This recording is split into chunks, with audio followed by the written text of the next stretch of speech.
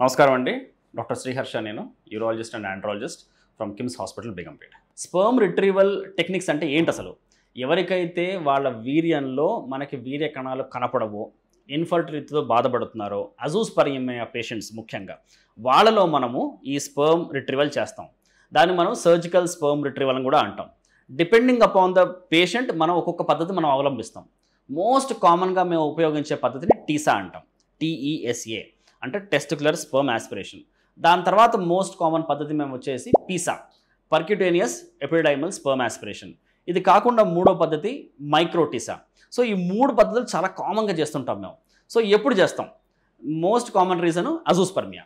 Azoospermia అంటే సిమెన్లో అసలు మనకి వీర్యకణం కనపడకపోవడం. సో వీర్యకణాలు సిమెన్లో కనపడట్లేదు అంటే రెండే కారణాలు.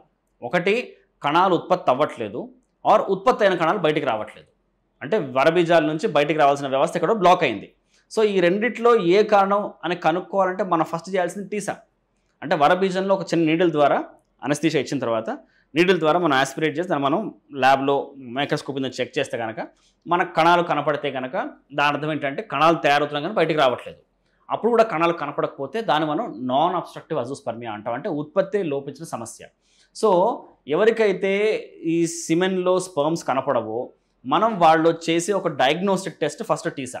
సో కణాలు ఉన్నాయా లేదని కనుక్కోవడం కోసం కూడా మనం టీసా చేస్తుంటాం. అది కాకుండా మనకి ఎప్పుడైతే కణాలు ఉన్నాయని తెలుస్తుందో, అబ్స్ట్రక్టివ్ కాజ్ అని తెలుస్తుందో, అప్పుడు మనము ఎపిడైమిస్ ద్వారా, అంటే టెస్టిస్ పైన చిన్న బొడిపిలా ఉంటుంది, దాంట్లో స్పర్మ్స్ స్టోర్ అవుతాయి.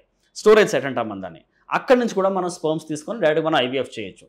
ఈ ఏ పద్ధతి ద్వారా చేసినా కానీ ఒక్కోసారి స్పర్మ్స్ దొరకకపోతే మనం మైక్రోటీసా అనే పద్ధతిని మనం అవలంబిస్తుంటాం. మైక్రోటీసా అంటే మైక్రోస్కోప్ కింద ఆ టెస్టిస్ మొత్తాన్ని స్క్రోటమ్ నుంచి బయట డెలివర్ చేసి దాన్ని మనం కట్ చేసి ఒక్కొక్క జోన్ని మనం జాగ్రత్త ఎగ్జామిన్ చేస్తూ స్పర్మ్ తీసుకోవడానికి ట్రై చేస్తాం అనమాట. So basically surgical sperm retrieval or sperm retrieval techniques యొక్క ఉపయోగం ఏంటంటే, ఒకటి స్పర్మ్స్ ఉన్నాయా లేదా అని కనుక్కోవడం కోసం డయాగ్నోస్టిక్ పర్పస్.